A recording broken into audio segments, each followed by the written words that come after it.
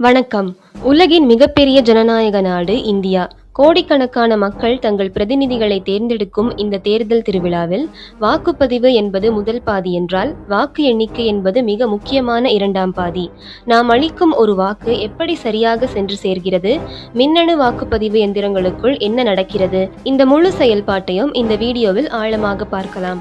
Welcome to உலகம் 360 world facts. இந்த முறை தமிழகத்தில் பதிவான 85% வாக்குகள் என்பது ஒரு சாதாரண எண் அல்ல. இது இந்திய தேர்தல் வரலாற்றிலேயே தமிழகம் படைத்த ஒரு மிகப்பெரிய சாதனை. இவ்வளவு அதிகமான மக்கள் வரிசையில் நின்று வாக்களித்திருப்பது ஜனநாயகத்தின் மீதான மக்களின் நம்பிக்கையையும் ஏதோ ஒரு மாற்றத்தை அல்லது அங்கீகாரத்தை மக்கள் மிக தீவிரமாக விரும்புவதையும் காட்டுகிறது. வாக்குப்பதிவு சதவீதம் அதிகமாக இருக்கும்போது வாக்கு எண்ணிக்கையின் சுற்றுகள் அதிகரிக்கக்கூடும். வாக்குச்சாவடிகளில் கூடுதல் இயந்திரங்கள் ஆக்சிலரி போலிங் ஸ்டேஷன்ஸ் பயன்படுத்தப்பட்டிருந்ததால் வழக்கமாக நடக்கும் 20 முதல் 22 சுற்றுகளுக்கு பதிலாக இந்த முறை 25 முதல் 28 சுற்றுகள் வரை எண்ணிக்கை நீடிக்கலாம். வாக்குகள் அதிகமாக இருப்பதால் ஒவ்வொரு சுற்றின் முடிவும் வெளிவர கூடுதல் நேரமாகும். வழக்கமாக மதியம் 2 மணிக்கெல்லாம் தெரிந்துவிடும் முன்னணி நிலவரம் இந்த முறை மாலை வரை நீடிக்க வாய்ப்புள்ளது.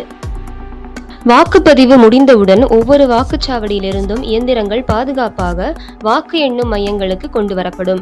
இவை பாதுகாப்பு அறை அல்லது ஸ்ட்ராங் ரூம் என்று அழைக்கப்படும் அறைகளில் வைக்கப்படுகின்றன.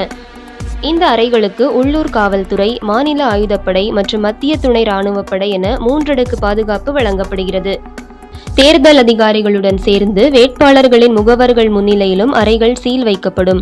அவர்களின் கையொப்பம் பெறப்படும். 24 மணி நேரமும் கேமராக்கள் மூலம் இந்த அறை கண்காணிக்கப்படும். முடிவுகள் அறிவிக்கும் நாள் வரை இந்த அறைக்குள் யாரும் நுழைய முடியாது. அந்த அறைக்கு வெளியே ஒரு பதிவேடு இருக்கும். அங்கு செல்லும் உயர் அதிகாரிகள் கூட தங்கள் பெயர், நேரம் மற்றும் காரணத்தை பதிய வேண்டும். வாக்கு எண்ணும் தினத்தன்று தேர்தல் பார்வையாளர்கள் முன்னிலையில் ஸ்ட்ராங் ரூம் திறக்கப்படும். ஒரு தொகுதிக்கான வாக்கு எண்ணிக்கை எப்படி நடக்கும் என்று பார்ப்போம். பொதுவாக ஒரு தொகுதியில் 14 மேஜைகள் போடப்பட்டிருக்கும். ஒரு மேஜைக்கு ஒரு மின்னணு எந்திரம் வீதம். ஒரு சுற்றில் 14 இயந்திரங்கள் எண்ணப்படும். ஒவ்வொரு மேஜையிலும் ஒரு கவுண்டிங் சூப்பர்வைசர் மற்றும் கவுண்டிங் அசிஸ்டன்ட் இருப்பார்கள். இவர்களுடன் மத்திய அரசின் மைக்ரோ அப்சர்வர் ஒருவரும் கண்காணிப்பார். ஏன் 14 மேஜைகள்? இது தேர்தல் ஆணையத்தின் ஒரு பொதுவான நடைமுறை.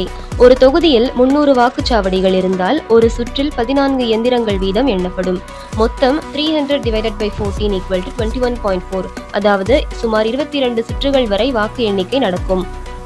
ஒவ்வொரு சுற்றின் முடிவிலும் அந்த 14 மேஜைகளின் முடிவுகளையும் வேட்பாளர் முகவர்களிடம் காண்பித்து அவர்கள் ஒப்புதல் அளித்த பிறகே அடுத்த சுற்றுக்கான இயந்திரங்கள் உள்ளே கொண்டு வரப்படும். வாக்கு எண்ணிக்கை சரியாக காலை 8 மணிக்கு தொடங்கும். முதலில் தபால் வாக்குகள் தான் எண்ணப்படும். இதில் படிவம் 13A என்னும் உறுதிமொழி படிவம் இருக்கும். Form 13A declaration by elector. அதில் வாக்காளரின் கையெழுத்து மற்றும் ஒரு அரசு அதிகாரியின் சான்றொப்பம் அட்டஸ்டேஷன் இருக்க வேண்டும். கையெழுத்து இல்லை என்றாலோ அல்லது அதிகாரி சான்றொப்பம் இடவில்லை என்றாலோ அந்த வாக்கு செல்லாததாக அறிவிக்கப்படும். தபால் வாக்குகள் எண்ணத் தொடங்கிய 30 நிமிடங்களுக்கு பிறகு மின்னணு எந்திரங்களின் வாக்கு எண்ணிக்கை தொடங்கும். EVM-இல் உள்ள ரிசல்ட் பட்டனை அழுத்தினால் ஒவ்வொரு வேட்பாளருக்கும் எத்தனை வாக்குகள் கிடைத்துள்ளன என்பது திரையில் தெளிவாக தெரியும். இதை அந்த மேஜையில் உள்ள முகவர்கள் தங்கள் குறிப்பேட்டில் குறித்துக் கொள்வார்கள். இந்த எண்ணிக்கைகள் அதிகாரப்பூர்வமாக பதிவு செய்யப்படும். இந்த கேண்டிடேட் வைஸ் எண்ணிக்கைகளே பின்னர் ஃபார்ம் 17C பார்ட் 2-ல் பதிவு செய்யப்படுகின்றன.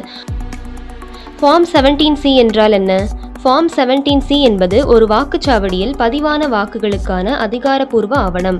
பார்ட் 1 வாக்குப்பதிவு நாளில் நிரப்பப்படுகிறது. பார்ட் 2 வாக்கு எண்ணிக்கை நாளில் நிரப்பப்படுகிறது. வாக்குப்பதிவு நாளில் பிரிசைடிங் ஆஃபீஸர் பதிவு செய்வார். மொத்த வாக்காளர்கள் எண்ணிக்கை, வாக்களித்தவர்களின் எண்ணிக்கை, EVM-இல் பதிவான மொத்த வாக்குகள், பயன்படுத்தப்பட்ட EVM எண்கள். இந்த பார்ட் 1-இன் அட்டஸ்டட் நகல் அங்கு இருந்த போலிங் ஏஜென்ட்ஸுக்கு வழங்கப்படும். இது மிகவும் முக்கியமான பாதுகாப்பு அம்சம். எண்ணிக்கை நாளில் EVM-இன் கண்ட்ரோல் யூனிட் திறக்கப்பட்ட பின் ஒவ்வொரு வேட்பாளருக்கும் கிடைத்த வாக்குகள் பதிவு செய்யப்படும். EVM-இல் காட்டப்படும் மொத்த வாக்குகள் பார்ட் 1-இல் பதிவு செய்யப்பட்ட மொத்த வாக்குகளுடன் ஒப்பிடப்படும். கவுண்டிங் சூப்பர்வைசர் பார்ட் 1-இல் உள்ள மொத்த வாக்குகளும் இப்போது எண்ணப்பட்ட மொத்த வாக்குகளும் பொருந்துகின்றன என்று சான்றளிப்பார். பின்னர் வேட்பாளர் முகவர்களும் கையொப்பமிடலாம். ஏதேனும் முரண்பாடு இருந்தால் அது உடனடியாக ரிட்டர்னிங் ஆஃபீஸர், அப்சர்வர் மற்றும் வேட்பாளர் முகவர்கள் முன்னிலையில் சரிபார்க்கப்படும். இதுவே தேர்தல் செயல்முறையின் வெளிப்படைத்தன்மையை உறுதி செய்கிறது. கடந்த சில ஆண்டுகளாக VVPAT என்று சொல்லக்கூடிய voter verifiable paper audit trail முறை கட்டாயமாக்கப்பட்டுள்ளது. இது வாக்கு இயந்திரத்தின் மீதான நம்பகத்தன்மையை உறுதி செய்கிறது. VVPAT என்பது EVM-இல் பதிவான வாக்கை காகித சான்றாக உறுதிப்படுத்தும் அமைப்பு. வாக்காளர் தாம் பதிவு செய்த வாக்கு சரியாக பதிவானதா என்பதை சில வினாடிகள் பார்க்க முடியும். இது தேர்தல் செயல்முறையின் வெளிப்படைத்தன்மையையும் நம்பகத்தன்மையையும் உயர்த்துகிறது. ஒரு தொகுதியில் உள்ள மொத்த வாக்குச்சாவடிகளில் குலுக்கல் முறையில் 5 வாக்குச்சாவடிகள் தேர்ந்தெடுக்கப்படும். இந்த 5 வாக்குச்சாவடிகள் ரிட்டர்னிங் ஆபிசர் முன்னிலையில், வேட்பாளர்கள் அல்லது அவர்களின் முகவர்கள் முன்னிலையில் தேர்வு செய்யப்படுகின்றன. உச்சநீதிமன்ற உத்தரவின்படி ஒவ்வொரு தொகுதியிலும் 5 VVPAT இயந்திரங்கள் மனிதர்களால் எண்ணப்பட வேண்டும். இது எப்படி தேர்வு செய்யப்படுகிறது? ஒரு பெரிய பவுலில் அந்த தொகுதியின் அனைத்து பூத் எண்களையும் தனித்தனி சீட்டில் எழுதி போடுவார்கள்.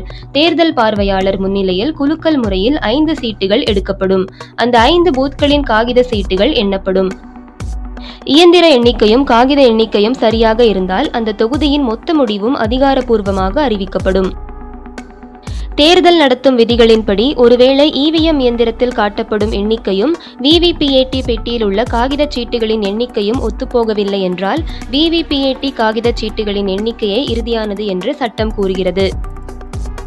தேர்தல் ஆணையத்தின் தரவுகளின்படி கடந்த கால தேர்தல்களில் லட்சக்கணக்கான இயந்திரங்கள் சரிபார்க்கப்பட்டதில் மிகச்சில இயந்திரங்களில் மட்டுமே ஒரு சில வாக்குகளில் முரண்பாடு ஏற்பட்டது. அவையும் பெரும்பாலும் தேர்தல் அதிகாரிகள் மாக் போல் வாக்குகளை நீக்க மறந்ததால் ஏற்பட்ட தவறுகளை தவிர இயந்திர கோளாறுகள் அல்ல. இருப்பினும் அந்த இடங்களிலும் VVPAT எண்ணிக்கையே முடிவாக அறிவிக்கப்பட்டது. ஒவ்வொரு மேஜையிலும் இருக்கும் அதிகாரிகள் அந்தந்த மாநிலத்தை சேர்ந்தவர்களாக இருப்பார்கள். ஆனால் அவர்களை கண்காணிக்க மத்திய அரசு நிறுவனங்களில் பணிபுரியும் அதிகாரிகள் மைக்ரோ அப்சர்வர்ஸாக நியமிக்கப்படுவார்கள். இவர்கள் நேரடியாக தேர்தல் ஆணையத்திற்கு தான் ரிப்போர்ட் செய்வார்கள். ஒவ்வொரு சுற்றின் முடிவிலும் ரிட்டர்னிங் ஆபிசர் எனப்படும் தேர்தல் நடத்தும் அதிகாரி மைக் மூலம் அந்த சுற்றின் முன்னிலை நிலவரத்தை அறிவிப்பார். மொத்த சுற்றுகளும் முடிந்த பிறகு அனைத்து மேஜைகளின் முடிவுகளும் கூட்டப்படும். அனைத்து சுற்றுகளும் முடிந்ததும் ரிட்டர்னிங் ஆபிசர் மொத்த வாக்குகளை ஃபார்ம் 20-இல் பதிவு செய்கிறார். அதிக செல்லுபடியாகும் வாக்குகள் பெற்ற வேட்பாளர் வெற்றியாளராக அறிவிக்கப்படுகிறார். சட்டப்படி ரிட்டர்னிங் ஆபிசர் வெற்றி பெற்ற வேட்பாளரை ஃபார்ம் 21C அல்லது தேவையானால் ஃபார்ம் 21D-இல் அறிவிக்கிறார். இதுவே அதிகாரப்பூர்வ சர்டிபிகேட் ஆஃப் எலெக்ஷன் ஆகும்.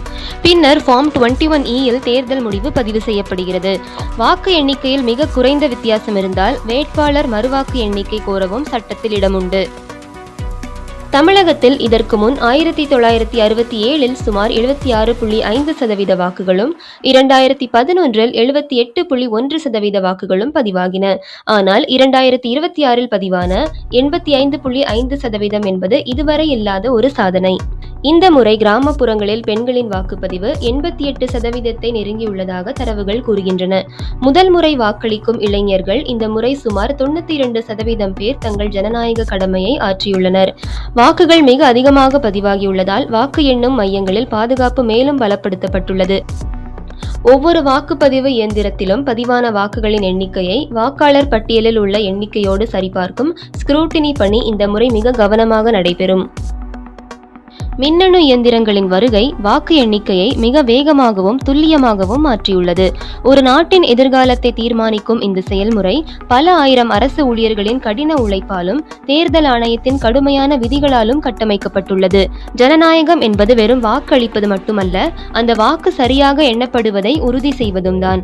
இந்த தகவல் உங்களுக்கு பிடிச்சிருந்தா லைக் பண்ணுங்க, ஷேர் பண்ணுங்க, சப்ஸ்கிரைப் பண்ணுங்க. மீண்டும் அடுத்த வீடியோவில் சந்திக்கலாம். நன்றி.